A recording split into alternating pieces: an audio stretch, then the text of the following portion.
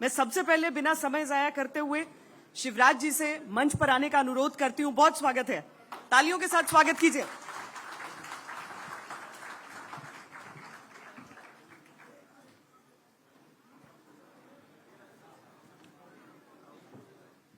राजनाथ जी आए थे, कहा कि शिवराज सिंह दरअसल महेंद्र सिंह धोनी जैसे हैं, मैच कैसा भी शुरू हो फिनिश बहुत शानदार करते हैं।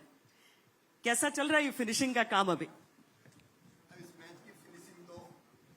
इस मैच की फिनिशिंग तो तय हो गई है और अब तक की सबसे बड़ी जीत मध्य प्रदेश में भारतीय जनता पार्टी हासिल करेगी।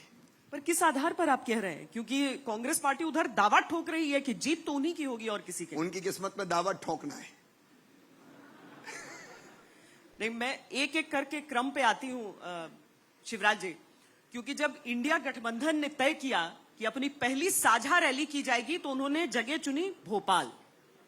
क्या गठबंधन है ये? ना इनकी नीति एक, ना इनके विचार एक, ना इनके सिद्धांत एक, ना इनकी रीति एक, ना इनकी नीति एक।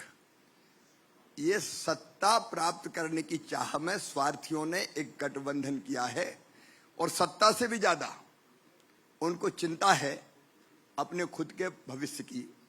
प्रधानमंत्री श्रीमान नरेंद्र मोदी जी को मैं धन्यवाद देता हूं। एक तो वंशवाद की राजनीति का भारत को उन्होंने खात्मा कर दिया और दूसरे ये माना जाता था कि राजनीतिक दलों में नेता कितने भी भ्रष्ट हो उनके खिलाफ कार्रवाई नहीं हो सकती, लेकिन मोदी जी ने कहा कि मैं छोड़ूंगा नहीं किसी को। अब इस छोड़ूंगा नहीं जब उनको दिखाई देता है तो सारे के सारे इस डर के मारे एक पेड़ पे ही चढ़ के बैठ गए। और मैं सच बताऊं तो जैसे जब बाढ़ आती है तो भयानक बाढ़ से बचने के लिए एक ही पेड़ पे कई तरह के जीव जंतु सवार हो जाते हैं। सांप भी बैठ जाते हैं, बंदर भी बैठा रहता है, आदमी भी चिपका रहता है, चींटे चींटी कई तरह के जंतु एक ही पेड़ पर इसलिए बैठते हैं कि नीचे बाढ़ का पानी है, मारे जाएंगे। मोदी जी के समर्थन में जो समर्थन की बाढ़ है उससे डर के इनने एक इंडी गठबंधन बनाया और एक पेड़ पे जा बैठे हैं। आपस में एक दूसरे को कोसने वाले, गालियां देने वाले, एक दूसरे से बदला लेने वाले इस स्वार्थ के कारण एक हो गए हैं। इन पर कौन भरोसा करेगा? घबराहट नहीं हो रही है? दो पार्टियों का मुकाबला होता है मध्य प्रदेश में, लेकिन यहां पर अगर बाकी सारे दल एक साथ आ जाएं तो वो गणित क्या आपको परेशान नहीं कर सकता है? श्वेता जी, ना हम घबराते हैं ना परेशान होते हैं, कर्म करते हैं और जनता पर विश्वास करते हैं। अच्छा, भ्रष्टाचार पर बहुत बरसे प्रधानमंत्री नरेंद्र मोदी, लेकिन भ्रष्टाचार का आरोप तो सामने जो आपकी दूसरी पार्टी है, कांग्रेस पार्टी है, वो आप लोगों पर आज से नहीं लगा रही है। जो पिछले कई विधानसभा चुनाव हुए हैं तो उन्होंने मुद्दा आपके खिलाफ भ्रष्टाचार को ही चुना है और इस बार भी कह रही है कि सबसे भ्रष्ट भारतीय जनता पार्टी की। खिसियानी बिल्लियां खंबे नोचती रहती हैं। मध्य प्रदेश को अगर भ्रष्टाचार का अड्डा बनाया था तो श्री कमलनाथ जी ने अपने 15 महीने की सरकार में बनाया था। मध्य प्रदेश का सेक्रेटरिएट वल्लभ भवन हमारा दलालों का अड्डा बन गया था। छापे कौन के यहां पड़े थे? किन के करीबियों के यहां से संपत्तियां बरामद की थी? पैसा कहां जाता था? इसका जवाब तो कमलनाथ जी दे, कांग्रेस दे। अब जब उनको लगता है कि हम तो साफ है ही नहीं तो आरोप दूसरे पर मढ़ने की कोशिश करें, लेकिन ये मध्य प्रदेश है और शिवराज सिंह चौहान है, ऐसे झूठे आरोप कभी चिपक नहीं सकते। एक दूसरा सवाल उन लोगों ने आपसे किया था जिसके जवाब में जो जानकारी दी गई सरकार की तरफ से कि कितने घोषणाएं आपकी सरकार ने की हैं। 2715 अनाउंसमेंट जून 2000 से जून 2023 के बीच किए हैं। उन्होंने कहा कि शिवराज जी तो केवल शिलान्यास मंत्री हैं, जेब में नारियल लेकर चलते हैं। अब आज ही आप देख लें, मैंने घोषणा की थी 27 तारीख को रक्षाबंधन के पहले कि एलपीजी गैस कनेक्शन 450 रुपया में दिया जाएगा लाडली बहनाओं को, और अब हम देना शुरू कर रहे हैं। मैंने घोषणा की थी कि बहनों के खाते में 1000 आएंगे, फिर 1250 आएंगे। पहले 1000 आए, अब 1250 आ रहे हैं। मैंने कहा संत रविदास लोक बनेगा, लोक बन रहा है। मैंने कहा अद्वैत लोक बनेगा, अद्वैत लोक बन रहा है। यहां जितनी भी घोषणाएं की, मेडिकल कॉलेज की वो पूरी हो रही है, सीएम राइज स्कूल हम खोल रहे हैं, जितनी घोषणा की एक एक पूरी करने की। देखिए, एक तो घोषणा करने का दम मुझ में है, क्योंकि तड़प भी है मध्य प्रदेश के विकास की और जनता के कल्याण की। तो जिसमें तड़प होगी वही तो घोषणा करेगा। हम घोषणा भी करते हैं और घोषणा को पूरा करके भी दिखाते हैं। पर क्या ये चुनाव के लिए होता है केवल? क्या आपकी घोषणाएं चुनावी हैं? ये कोई आज थोड़ी कर रहे हैं चुनाव के दिन। हम तो जिस दिन से सरकार में आए, आप देखिए 2005 में मैं मुख्यमंत्री बना, 2006 में कहा लाडली लक्ष्मी योजना लाऊंगा, ले आए। आज 45 लाख से ज्यादा लाडली लक्ष्मी बेटियां हैं। मैंने कहा कन्याओं का विवाह होगा, मास मैरिजेज होगी, वो हो रही है। मैंने कहा सिंचाई मध्य प्रदेश में रिकॉर्ड तोड़ेगी। कांग्रेस, राजा नवाब, अंग्रेज सबने मिला के 7.5 लाख हेक्टेयर में सिंचाई की थी, हम 47 लाख हेक्टेयर तक ले गए और अब 65 लाख हेक्टेयर तक ले जाने का काम कर रहे हैं। सड़कों का जाल बनाने की हमने घोषणा की थी। आज आप मध्य प्रदेश में जहां देखेंगे शानदार सड़कें आपको मिलेगी। एक एक घोषणा हमने पूरी की। चुनाव को देख के नहीं, हम तो लगातार, मैं तो रोज ही करता हूं, जहां जाता हूं करता हूं। मुख्यमंत्री करेगा क्या? क्या जाके रोएगा कि मैं क्या करूं, मेरे पास पैसा नहीं है? मैं कहता हूं मेरे पास पैसे की कमी नहीं है, पैसे की व्यवस्था करता हूं। ये तो बहुत आसान काम है। कोई भी मुख्यमंत्री कह दे मैं क्या करूं, मेरे पास पैसा नहीं है। कमलनाथ जी रोते ही रहते थे, मैं क्या करूं, मामा ले गया, मामा खा गया, मेरे पास पैसे ही नहीं है। मैं कहता हूं मेरे पास पैसे की कमी नहीं है। अगर नहीं है पैसा तो मुख्यमंत्री काय को बने बैठे, हट जाओ, जो व्यवस्था करे उसको बनने दो। नहीं, बाकी पार्टियां जो फ्री के स्कीम चलाती हैं तो आप लोग बहुत बरसते हैं कि ये क्या तरीका है, इतने सरकारी जो एक्सचेकर है उसके पास इतने पैसे ही नहीं है। आप कह रहे हैं कि जो लाडली बहन योजना है जिसमें आप अभी की रकम बढ़कर 3,000 हो जाएगी आगे चलकर, वो मध्य प्रदेश सरकार पर बिना अतिरिक्त दबाव के संभव है? इस धरती के संसाधनों पर महिलाओं का भी हक है, बेटियों और बहनों का भी हक है। मुझे कहते हुए तकलीफ है कि ऐतिहासिक रूप से बहनों के साथ, बेटियों के साथ न्याय नहीं हुआ। ये हमारा न्याय देने की, सबको न्याय, पूरा न्याय, आधी आबादी को पूरा न्याय देने की हमारी कोशिश है। और जहां तक मध्य प्रदेश की आर्थिक स्थिति का सवाल है, जब मैं मुख्यमंत्री बना था हमारा बजट था केवल 21,000 करोड़ रुपया, हमारी पर कैपिटा इनकम थी केवल 11,000 रुपया, हमारी जीएसडीपी का साइज था केवल 71,000 करोड़ रुपया। आज मुझे कहती हुई खुशी है मध्य प्रदेश का बजट है 3,14,000 करोड़ और रिवाइज करके मैंने दिया तो हम 5,000 करोड़ रुपया और ज्यादा लेकर आ रहे हैं। हमारे पास पैसा है क्योंकि अर्थव्यवस्था पूरी मध्य प्रदेश की वाइब्रेंट हो गई। सिंचाई का रकबा बढ़ा, कृषि का उत्पादन बढ़ा, निवेश आए, उद्योग आए, उसके कारण आज मेरी जीएसडीपी का साइज लगभग 15 लाख करोड़ के आसपास पहुंच गया है। पर कैपिटा इनकम 1,40,000 रुपया को भी क्रॉस कर गई है। और एक बात मैं साफ बताना चाहता हूं प्रदेशवासियों को भी और देशवासियों को भी, ऐसा नहीं है कि हमने कैपिटल एक्सपेंडिचर कम किया हो। मुझे गर्व है ये कहते हुए कि इस साल भी कैपिटल एक्सपेंडिचर हमने इस साल जो अप्रैल से शुरू हुआ है 25,000 करोड़ रुपया क्रॉस कर दिया है। हम हाईवेज बना रहे हैं, बिंद expressway, Narmada expressway, Atal expressway, हम हाईवेज भी बना रहे हैं, सिंचाई की योजनाओं पे भी खर्च कर रहे हैं, फ्लोटिंग पावर प्लांट हमारे यहाँ लग रहे हैं, मेडिकल कॉलेज हमारे यहाँ खुल रहे हैं, मेट्रो रेल हमारे यहाँ आ रही है। तो विकास के इंफ्रा के सारे काम हो रहे हैं, लेकिन इसके साथ साथ हम जनता के कल्याण पर भी पैसा खर्च कर रहे हैं क्योंकि हमारे पास पैसा है। मध्य प्रदेश की अर्थव्यवस्था मजबूत है और इसलिए जनता के कल्याण पर भी हम धन खर्च कर रहे हैं। आपके विरोधी और पुराने जो आलोचक रहे हैं दिग्विजय सिंह, उन्होंने अगस्त महीने में कहा था कि मध्य प्रदेश सरकार के पास कुछ नहीं है, इसीलिए चुनाव से ऐन पहले वो दंगे कराएंगे। जाकी रही भावना जैसी, प्रभु मूरत देखी तिन तैसी, तुलसीदास जी ने कहा है और वो दिग्विजय जी पर बिल्कुल खरी उतरती है। जो जैसा होता है वो वैसी ही बात करता है। इस तरह की कलाबाजियां या इस तरह के हथकंडे अपने आने वाले दिग्विजय सिंह और कांग्रेस के नेता हैं। शिवराज जी, ये जो सनातन को लेकर एक बहस छिड़ गई, पहले तो मैं आपसे समझना चाहती हूँ कि आपके अनुसार सनातन क्या है? जिसका ना आदि है ना अंत है, जो पहले भी था, आज भी है और कल भी रहेगा, वो है सनातन। और आप देखिए, शक आए, हूण आए, कुषाण आए, मुगल आए, वर्षों तक मुगलों ने भी राज किया, लेकिन सनातन कभी समाप्त नहीं कर पाए। वो सनातन है क्या? एकम सद विप्रा बहुधा वदंती, सनातन है। सत्य एक है, विद्वान अलग अलग तरीके से कहते हैं, इसलिए सबका आदर करो। आत्मवत सर्वभूतेषु मतलब अपने जैसा सबको मानो, सिया राम मैं सब जग जानी, ये सनातन है। सत्यमेव जयते सनातन है, जियो और जीने दो सनातन है। धर्म की जय हो मतलब अच्छाइयों की जय हो, अधर्म का नाश हो मतलब बुराइयां समाप्त हो, और प्राणियों में सद्भावना हो। केवल मनुष्य मात्र में नहीं, प्राणियों में भी सद्भावना हो, ये सनातन है। और केवल अपना नहीं, विश्व का कल्याण हो, ये सनातन है। अयम निजम परा वेत्ति गणना लघु चेत साम, उदार चरिता नाम तू वसुदैव कुटुंबकम। ये मेरा है, ये तेरा है। ये सोच छोटे दिल वालों का होता है, जो विशाल हृदय के होते हैं वो तो कहते हैं सारी दुनिया ही एक परिवार है।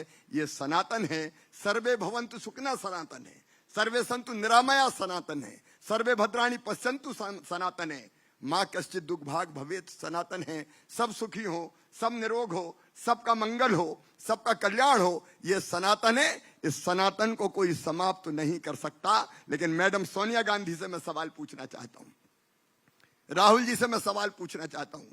ये तुम्हारा इंडी गठबंधन सनातन पे हमले कर रहा है, सनातन को खत्म करने की कोशिश कर रहा है। आपका इस पे क्या कहना है? क्या आप सनातन के विरोधी हो? क्या आप सनातन को समाप्त करोगे? या फिर वो जिन्होंने सनातन को समाप्त करने की डेंगू और मलेरिया जैसी तुलना करें? शर्म आनी चाहिए इस गठबंधन को, और मैडम सोनिया गांधी को भी। आज तक चुप बैठे हैं। कौन सनातन समाप्त कर सकता है हिंदुस्तान की धरती से? कई आए और चले गए। ये सनातन सदैव था, है और हमेशा रहेगा। और एक बात और मैं आज तक किस मन से कह रहा हूं, भौतिकता की अग्नि में दग्ध विश्व मानवता को शाश्वत शांति के पथ का दिग्दर्शन अगर कोई कराएगा तो केवल सनातन कराएगा। सनातन, इसको कोई समाप्त नहीं कर सकता। पर इस जो उदयनिधि स्टालिन ने कहा और उसके बाद से जो इंडिया गठबंधन की तरफ से अलग अलग बातें आई हैं, उससे पहले मध्य प्रदेश में कांग्रेस के नेता हिंदुत्व का पालन करने लगे थे। बाबा बागेश्वर को न्योता भी दिया था कमलनाथ जी ने। आपको लगता है मध्य प्रदेश की जनता देख रही है कि शायद वो ये सब बगुला भगत सच्चे हिंदू हैं? ये सब बगुला भगत हैं। ये मौसम देख के भक्ति करते हैं। एक जमाना था हिंदू नाम लेते ये भड़क जाते थे, संकीर्ण है, नाम नहीं ले सकते, संकीर्ण कहते थे। राम भगवान के अस्तित्व पर भरोसा ही नहीं करते थे, कहते थे काल्पनिक है इनमें से कई लोग। लेकिन जब ये देखा कि पूरे देश की मुख्य धारा यही है और जनता हिंदू अगर इसका विरोध करेंगे तो सहन नहीं करेगी, मैं मोदी जी को फिर धन्यवाद दूंगा कि उनने मुख्य धारा देश की बदल कर रख दी। पहले सेकुलर कहलवान, मैं सेकुलर मतलब सर्वधर्म संभाव का समर्थक हूं, लेकिन ऐसा धर्मनिरपेक्षतावाद जो केवल हिंदुओं को गाली दे और कहे कि मैं धर्मनिरपेक्ष हूं, उसको हम मानने वाले नहीं हैं। अब धारा बदल गई और इनको लगा कि हिंदू के बिना काम नहीं चलेगा, तो दिग्विजय सिंह श्री राम जय जय राम का जप करने लगे। कमलनाथ जी हनुमान चालीसा पढ़ने लगे। जब संकट आया तो कहने लगे संकट मिटे कटे सब पीरा, जो सुमरे हनुमत बलवीरा, जय जय जय हनुमान गोसाई, कृपा करो गुरुदेव की नाई। अब हनुमान जी याद आ रहे हैं, अब राम याद आ रहे हैं, लेकिन जनता सच जानती है। और क्या धर्म के नाम पर राजनीति आपकी पार्टी नहीं करती है? शिवराज सिंह चौहान एक के बाद एक जो धर्म के कॉरिडोर है वो क्यों उद्घाटन करते जा रहे? धर्म हमारे लिए श्रद्धा और आस्था का विषय है। आज महाकाल महालोक देखिए, वो कोई वोट और राजनीति के लिए नहीं है, लेकिन रोज लगभग 2 लाख लोग आ रहे हैं। एक तरफ आस्था का सैलाब, श्रद्धा का सैलाब उमड़ा है वहां, वहीं दूसरी तरफ पूरे उज्जैन की इकोनॉमी बदल गई। आप जाके देखिए 3000 करोड़ रुपया उज्जैन में साल भर में आने वाले हैं। उज्जैन बदल गया, वहां होटल, रेस्टोरेंट, गाड़ियां, फल, पूजा, प्रसाद, सामग्री, कितने लोगों को रोजगार मिला है। देखिए, जो हमारी श्रद्धा और आस्था का विषय है उसको आगे बढ़ाना ये राजधर्म है। शिवराज जी, मैं पहले भी पूछ चुकी हूं, लेकिन इस मंच से इसीलिए पूछूंगी क्योंकि महाकाल कॉरिडोर का नाम आता है तो लोग कहते हैं कि मूर्तियां गिर गई वहां पर, जब मौसम उस तरीके से बिगड़ा था। महाकाल कॉरिडोर बना तो दिया गया, बहुत विस्तृत, बड़ी बड़ी मूर्तियां, विहंगम दृश्य लगता था देखकर, लेकिन मौसम की एक मार और मूर्तियां खंडित हुई। देखिए, मौसम की मार के कारण अगर इतने बड़े कॉरिडोर में, महाकाल महालोक में कोई एक आध घटना हो गई तो कांग्रेसियों को लगा कि मौका मिल गया, हमला कर दो। आज आप देखिए वहां क्या हाल है, पूरे कॉरिडोर को आप जाके देखिए, महाकाल महालोक में आप श्रद्धा देखिए श्रद्धा और आस्था के साथ बनाया है। इसमें कोई गड़बड़ करने का सोच ही नहीं सकता। कौन ये सोचेगा, कौन हिम्मत करेगा? लेकिन एक बार मौका लग गया, मूर्ति गिर गई तो चिल्लाओगी, लेकिन इससे कोई फर्क नहीं पड़ने वाला। अब ओंकारेश्वर में भी आप उद्घाटन करने वाले हैं जी, ओंकारेश्वर। हाँ, देखिए वो बिल्कुल एक अलग विषय है। मैं ये मानता हूं कि भारत का जो मूल है, आदिगुरु शंकराचार्य जी ने जो दिया, उन्होंने कहा था एक ही चेतना सभी जड़ एवं चेतन में है, एक ही चेतना सब में है, और इसको कहा अद्वैत। कोई दूसरा है ही नहीं, सब अपने हैं। वो एक ही चेतना मनुष्यों में भी है, केवल मनुष्यों में नहीं, पशु पक्षियों में भी है, पेड़ पौधों में भी है, कीट पतंगों में भी है, पर्वत नदी समुद्रों में भी है, सूर्य और चंद्रमा में भी है। ये अद्वैत का भाव जो आचार्य शंकर ने दिया और पूरे देश को सांस्कृतिक रूप से एक किया, मैं मानता हूं यही अद्वैत ऐसा विचार है जो दुनिया में घृणा नहीं, प्रेम, संघर्ष नहीं, समन्वय, इसका प्रसार और प्रचार करेगा। और इसलिए मैं चाहता हूं, क्योंकि ओंकारेश्वर में आदिगुरु शंकराचार्य जी को अपने गुरु मिले थे, उनको ज्ञान यहां से प्राप्त हुआ था, ये उनकी ज्ञान भूमि है, गुरु भूमि है। और शंकराचार्य जी का जो उपकार है भारत पर, भारतीय संस्कृति पर, वो हम कभी भूल नहीं सकते। भगवान राम ने भारत को उत्तर से लेकर दक्षिण तक एक किया था, भगवान कृष्ण ने पूरब से पश्चिम एक किया था, लेकिन आदिगुरु शंकराचार्य जी ने पूरब पश्चिम उत्तर दक्षिण चारों दिशाओं से भारत को जोड़ने का काम किया था। उनके कारण ही आज भारत का ये स्वरूप है। और इसलिए आदिगुरु शंकराचार्य जी की प्रतिमा का अनावरण 18 तारीख को होने वाला है। अद्वैत लोक बनने वाला है वहां, और वो मूर्ति का नाम भी हमने दिया है स्टैचू ऑफ वननेस, एकात्मता की मूर्ति, जो सबको एकात्मता का, शांति का, प्रेम का, स्नेह का, समन्वय का संदेश देगी। और अद्वैत वेदांत क्या है ये सारी दुनिया जाने, जिज्ञासु आए, पढ़ें, अध्ययन करें, फिर उसका प्रचार प्रसार करें। पूरी संसार में केवल भारत की बात नहीं करता, उसका एक प्रयास है। आपने राजनीति में कदम काफी कम उम्र में रखा, उससे भी कम उम्र में आप विरोध प्रदर्शन करने लगे थे। आज मध्य प्रदेश में हर कोई पदयात्रा निकालता है। मुझे याद है पिछली बार भी शायद दिग्विजय सिंह जी नर्मदा यात्रा पर निकले थे, पदयात्रा सब करते हैं, पर पांव पांव भैया आप ही को कहा जाता था कि सबसे पहले आप ही थे वो। मैं तो बचपन से ही पदयात्री हूं। मैंने होश नहीं संभाला था, 7वीं में तब पहला आंदोलन किया था मजदूरों के पक्ष में, और फिर मैंने अपने आदिवासी भाई और बहनों के साथ अन्याय होता था तो उनको इकट्ठा करने के लिए, ये बात है 1986 की, 86-87 की, आदिवासियों पे अत्याचार होता था, फॉरेस्ट डिपार्टमेंट के लोग भी करते थे और वो बड़े परेशान रहते थे। तो मैं उनके बीच पैदल निकला था उनको संगठित करने के लिए कि जुल्म के खिलाफ लड़ें, अन्याय के खिलाफ लड़ें। और तब से मैंने पदयात्रा शुरू की, तब से मैं पांव पांव वाला भैया कहा जाता रहा हूं। और बीच में भी जब मैं सांसद था तब भी पदयात्राएं की, जब मैं सांसद के बाद मुख्यमंत्री बना तब भी मैंने कोशिश की छोटी मोटी पदयात्राओं की। पर आदिवासी तो आपके खिलाफ भी विरोध करते हैं, आपकी सरकार के खिलाफ भी किया? नहीं, देखिए आज अगर आप देखेंगे तो वातावरण बिल्कुल अलग है।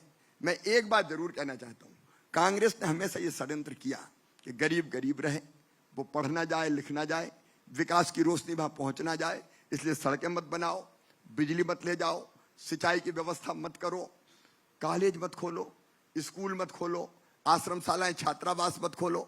मुख्यमंत्री बनने के बाद मैंने हर क्षेत्र में, जिनमें आदिवासी क्षेत्र भी शामिल है, सड़कों का जाल बिछाया, हम बिजली ले गए, खेतों में कपिल धारा के कुएं खोदे, सिंचाई हुई, समृद्धि बढ़ना शुरू हुई। लेकिन सबसे बड़ा काम अगर मैंने किया तो स्कूल इतने खोले, higher secondary school, high school, colleges, जहां जहां मुझे बच्चों ने मांगे कॉलेज चाहिए, हमने छोटी छोटी जगह भी कॉलेज खोले।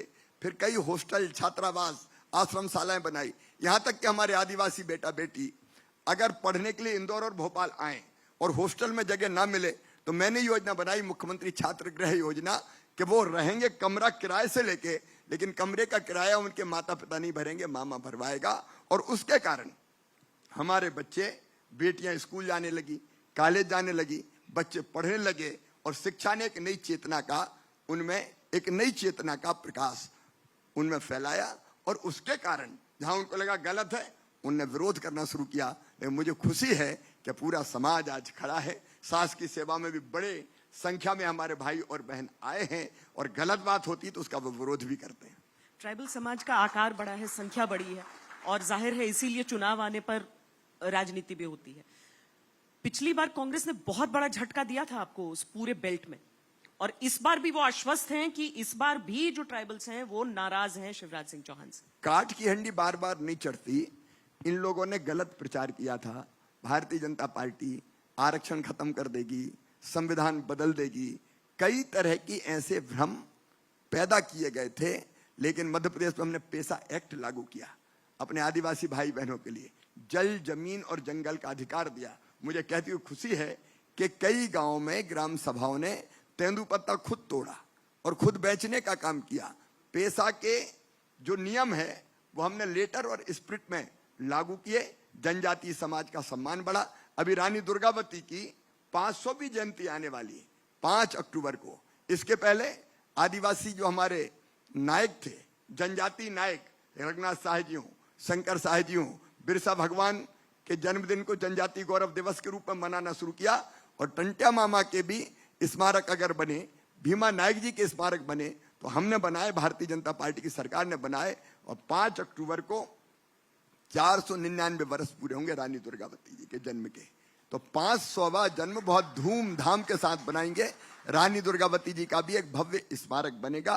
एक तरफ सम्मान, दूसरी तरफ समस्याओं का समाधान, तीसरी तरफ अधिकार, ये सब हमने अपने आदिवासी भाइयों और बहनों को दिए। यानी 2018 के चुनावों का जो नतीजा रहा उसमें जो जो खामियां रही, मतलब वोट आपको ज्यादा मिले लेकिन सीट ज्यादा नहीं मिली, सरकार आपकी नहीं बनी और गलतियां जो थी उसको अच्छी तरीके से आप लोग ने एनालाइज करके उसके सारे सॉल्यूशन निकाल लिए इस बार। ये क्या कुछ परिस्थितियां ऐसी थी जिसके कारण लोग भ्रम में आए, लेकिन अब भ्रम के बादल छट गए।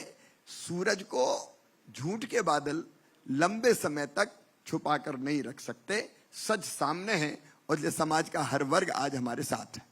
पर कांग्रेस ये कहती है कि जो छल कांग्रेस के साथ और मध्य प्रदेश की जनता के साथ किया गया जब उनकी एक निर्वाचित सरकार उस तरीके से हटी, उसका बदला मध्य प्रदेश की जनता आपसे ली। उन पर क्षमता ही नहीं थी, अपनी पार्टी को एक नहीं रख पाए। सोचना उनको चाहिए क्या कर रहे थे बैठे बैठे। क्यों ज्योतिरादित्य सिंधिया जी को नाराज किया, क्यों अपनी पार्टी को टूटने दिया।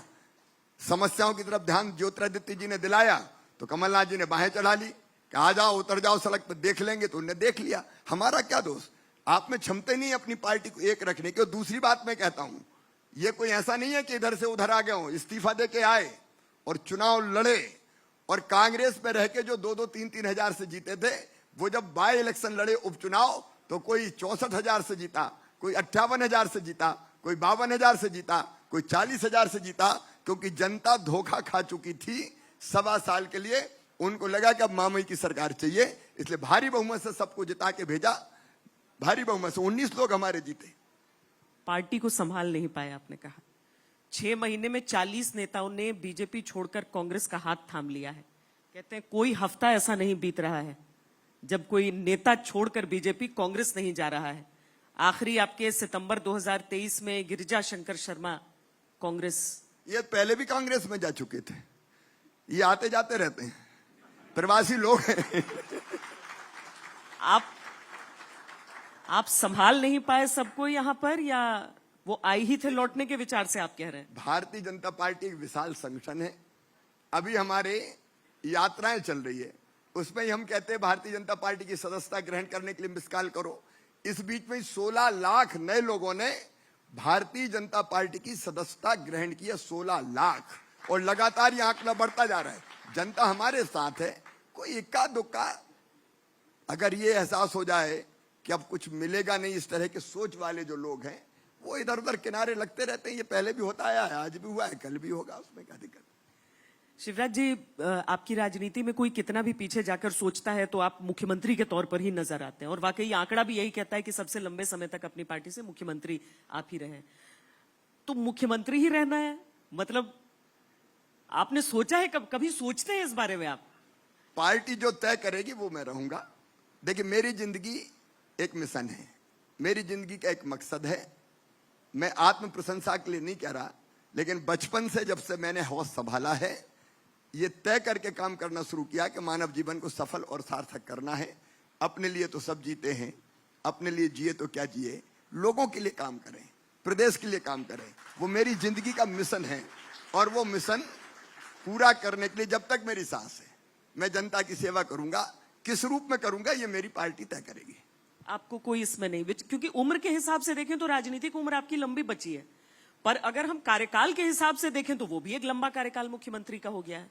कार्यकाल केवल लंबा नहीं रहा, बहुत अच्छा रहा है। ट्रैक रिकॉर्ड शानदार है। आप देखिए मध्य प्रदेश कहां से कहां पहुंच गया है। पार्टी में सब ठीक है शिवराज जी? पार्टी में सब ठीक है। भारतीय जनता पार्टी है, हम लोग साथ मिलकर काम करते हैं, एक साथ मिलकर काम कर रहे हैं, और आनंद के वातावरण में सब मिलकर काम कर रहे हैं। अद्भुत पार्टी है भारतीय जनता पार्टी। यहाँ स्नेह है, प्रेम है, भाईचारा है, आत्मीयता है, और मिलकर सब काम करते हैं। मैंने पिछली बार जब आपसे बात की थी उस समय तक कांग्रेस 3 गुट के आरोप लगाती थी, और मैंने आपसे पूछा था वो, अब उसमें वो चौथे गुट को जोड़कर कहते हैं कि टिकट बंटवारे में और ज्यादा समस्या आ रही है, कि शिवराज गुट, महाराज गुट, नाराज गुट, और अब शाह गुट भी कह रहे हैं वो। कांग्रेस में तो जितने नेता उतने गुट है जितने नेता उतने गुट है। हम तो सब इकट्ठे हैं, एक साथ बैठे और एक साथ काम कर रहे हैं। इस बार क्या वादा लेके जा रहे हैं? मतलब एक व्यक्ति जो इतने लंबे समय से मुख्यमंत्री रहा हो, उसकी तो सफलता भी उसी की, नाकामी भी उसी की, तो इतने सालों बाद आप जनता के बीच जाते हैं तो वादा कोई नया कर पाते हैं, या फलानी चीज रह गई है वो मुझसे? देखिए, मैं अलग तरह का व्यक्ति हूं। मैंने कहा कि मिशन है हमारी जिंदगी, तो हम जो करते हैं वो भी बताते हैं, और अगर कहीं मुझे समस्या मिल गई तो मैं नई योजना तुरंत बना देता हूं। क्योंकि है काहे के लिए, हम चुनाव का वेट थोड़ी करेंगे। अगर जनता के बीच गए और कोई चीज हमको ध्यान में आई कि ये कठिनाई है जनता की, तो हमारी ड्यूटी है कि उस कठिनाई को हम पूरा करें। और इसलिए मैं जहां जाता हूं, मुझे समस्या मिलती, मैं नई योजना बना देता हूं, उसको लागू भी कर देता हूं। इसलिए तो वो रोते हैं, नारियल फोड़ देता है, घोषणा कर देता है। आजकल तो बड़ा भय का वातावरण है कांग्रेस में कि कोई गारंटी मत दे देना, नहीं तो मामा पहले पूरी कर देगा। और इसलिए वो अब वो इंतजार कर रहे हैं कि जब आचार संहिता लगेगी तब देखेंगे। मैं तो जहां समस्या देखता हूं तत्काल समाधान निकाल देता हूं। एंटी इनकम्बेंसी नहीं है आपके अनुसार? कोई एंटी इनकम्बेंसी नहीं है। जनता की आंखों में प्यार है, और वो प्यार पढ़ के मैं आनंद और प्रसन्नता से भरा हुआ हूं। जन आशीर्वाद यात्रा जो है, मतलब अगर एंटी इनकम्बेंसी नहीं है, कोई समस्या नहीं है, तो इतना हम देख रहे हैं कि बीजेपी का हर नेता बिल्कुल हर जगह पर तैनात कर दिया गया है। इतने ज्यादा प्रयास क्यों करने पड़ रहे हैं? यही तो भारतीय जनता पार्टी की विशेषता है। हम हर चीज को, विशेषकर चुनाव को भी, एक मिशन के मोड में लेते हैं, और इसलिए हर नेता अपने अपने काम में लग जाता है। सब डटे हुए हैं, जुटे हुए हैं, सब ने कमर कसी हुई है, सब तैयार हैं, मैदान में हैं सब। इस बार का सबसे बड़ा मुद्दा क्या है? देखिए, हमारे तो मुद्दा है विकास और जन कल्याण। 2 ही मुद्दे हमारे हैं जो हमने जनता की सेवा की है, उसको लेके हम जाएंगे। और केंद्र की सरकार ने, प्रधानमंत्री नरेंद्र मोदी जी का भरपूर आशीर्वाद मिला, तो केंद्र की सरकार ने और राज्य की सरकार ने जो विकास और जन कल्याणकारी योजना बनाई है, उन्हीं को लेकर लोगों के बीच हम जाएंगे। और कांग्रेस जो कहती है उसका डिफेंस भी आपको करते रहना होता है? हमें डिफेंस की जरूरत नहीं है, कांग्रेस से तो जनता ही निपट लेगी। तो ये मैच धोनी सिर्फ अटैक करके जिताएगा? इस बार देखिए, अब जनता चुनाव लड़ेंगी, लाडली बहना चुनाव लड़ेगी, हमको तो ज्यादा लड़ने भिड़ने की जरूरत ही नहीं है। यही गेम चेंजर होगा आपका, लाडली बहना योजना? मैं गेम मानते नहीं हूं, और माहौल पहले ही चेंज हो गया है। आप जहां देखेंगे कितनी बड़ी संख्या में बहनें, बेटियां आज हमारे साथ खड़ी है, भारतीय जनता पार्टी के साथ खड़ी है। समाज का हर वर्ग, किसान हो, नौजवान हो, बेटा बेटियां हो, गरीब कल्याण के जो काम प्रधानमंत्री जी के नेतृत्व में हुए वो अद्भुत हुए। देखिए, एक तरफ भारत का जो मान और सम्मान दुनिया में बढ़ा, मैं सच बताऊं आपको, G20, आम जनता G20 में कौन से फैसले हुए वो जाने ना जाने, लेकिन उनको ये पता है कि नरेंद्र मोदी जी ने देश का मान दुनिया में बढ़ाया है, और भारत कई मामलों में देश दुनिया का नेतृत्व कर रहा है। लोग आनंद और प्रसन्नता से भरे हुए हैं, और उनको लगता है कि हमारा गर्व बढ़ा है, हमारा सम्मान, गौरव बढ़ा है, सम्मान बढ़ा है। मैं उस दिन दमोह में था जिस दिन चंद्रमा पर चंद्रयान उतर रहा था। 50,000 लोग एक जगह हम बैठे हुए उस दृश्य को देख रहे थे, मेरी सभा थी। जनता ऐसे ताली बजा रही थी कि जैसे उनने चंद्रयान बना के, और जिसमें गांव के लोग थे, बहनें भी थी, जैसे उनने चंद्रयान बना के चंद्रमा पे उतार दिया हो और भारत की जय जय बोल रही थी, मोदी जी की जय जय बोल रही थी। ये गर्व, ये गौरव, ये सम्मान नरेंद्र मोदी जी ने, भारत सरकार ने देश को दिया है। देश की सीमाएं सुरक्षित है। लोग गर्व से भर जाते हैं कि पीएम एक फोन करते हैं यूक्रेन के राष्ट्रपति को, एक करते हैं रूस के राष्ट्रपति को कि तिरंगा झंडा लेके हमारे बच्चे निकलेंगे। उस समय युद्ध बंद हो जाए, और युद्ध बंद हो जाता है और देश के लोगों का सीना गर्व से फूल जाता है। आज जो परिस्थितियां बदली है, आप देखिए, चाहे वो आर्थिक मोर्चे पे हो, हम दुनिया की 5वीं सबसे बड़ी अर्थव्यवस्था है, तीसरी बनने की तरफ अग्रसर हो गए हैं। तो इसके कारण एक गर्व है, एक गौरव है, एक स्वाभिमान है। वो जनता को एक आनंद देता है, एक उत्साह और गर्व देता है। ऐसे कई फैक्टर हैं। शिवराज जी, आज दिन भर हम ये मंच यहाँ पर हमने लगाया है। मध्य प्रदेश के ही रहने वाले सईद अंसारी भी यहाँ पर हैं, राहुल कमल यहाँ आ चुके हैं, मेरी सही स्वागत है सईद जी का, राहुल जी का, और माफी चाहूंगा कि सवेरे सवेरे जगा दिया। नहीं, और चूंकि आखिरी कुछ मिनट हैं, तुम अगर आप मेरे दोनों सहयोगी सवाल भी कृपया करके समय का, जी क्योंकि जी, मुझे समय बिल्कुल हम ख्याल रख रहे हैं। मुझे और उसके साथ 8:40 यहाँ से निकलना जब तक माइक उन तक पहुंचता है, मैं आपसे वो सवाल पूछना चाहती हूँ जो मुमकिन है आपको सबसे ज्यादा चुभता हो ये सवाल, क्योंकि इसकी चर्चा सब कोई करते हैं, आपके विरोधी खास करके इस सवाल का जवाब आपसे बार बार मांगते हैं। वो ये कि क्या बीजेपी शिवराज सिंह चौहान को प्रोजेक्ट नहीं करना चाह रही है सीएम फेस? देखिए, हमको कौन सी बात चुने, हम भारतीय जनता पार्टी के समर्पित कार्यकर्ता है, और भारतीय जनता पार्टी जो तय करती है वो हमारे लिए वही मिशन होता है। आज तक, बचपन से लेके जब से भारतीय जनता पार्टी में काम कर रहे हैं, जो काम भारतीय जनता पार्टी ने दिया उसको पूरी प्रामाणिकता के साथ किया। आगे भी जो पार्टी कहेगी शिवराज वही करेगा। आपको चुभती नहीं है ये बात? नो, चुभने का क्या सवाल है। सईद मैं वैसे पूछ आ गया। हाँ सही जी, समय बहुत कम। बस आखिरी, बस आपको निकलना है। बहुत धन्यवाद, सुबह सुबह आप आए हम लोगों के इस कार्यक्रम में, उसके लिए आपका बहुत धन्यवाद। पिछली बार जो बहुत आसपास रह गए थे आप आंकड़ा, ऐसा कौन सा आपका मुद्दा है कि आप इस बार अगर जीतते हैं तो सीधे क्लियर कट जीतते हैं, आपको मोल भाव करने की और बाद में तोड़ जोड़ करने की जरूरत ना पड़े? ना जोड़ की जरूरत है, ना तोड़ की जरूरत है, ना मोल की जरूरत है, ना भाव की जरूरत है। हमारे कामों के आधार पर जो मैंने बताया, विकास और लोगों की भलाई की जो योजनाएं हैं, लोगों की जिंदगी हमने बदली है। और मैंने सरकार नहीं चलाई, मैंने परिवार चलाया। परिवार, मैं मुख्यमंत्री से ज्यादा भैया और मामा हूं, तो हमने परिवार चलाया और परिवार की तरह हमको स्नेह मिल रहा है। यही मुद्दा है, इसी पे हम जीतेंगे। बहुत धन्यवाद। प्रेडिक्शन करना चाहेंगे आप, कोई फिगर देना चाहेंगे कि इतने? फिगर नहीं, लेकिन मैं इतना कहता हूं कि हम अब तक का रिकॉर्ड तोड़ बहुमत हासिल करेंगे। बहुत बहुत धन्यवाद शिवराज जी।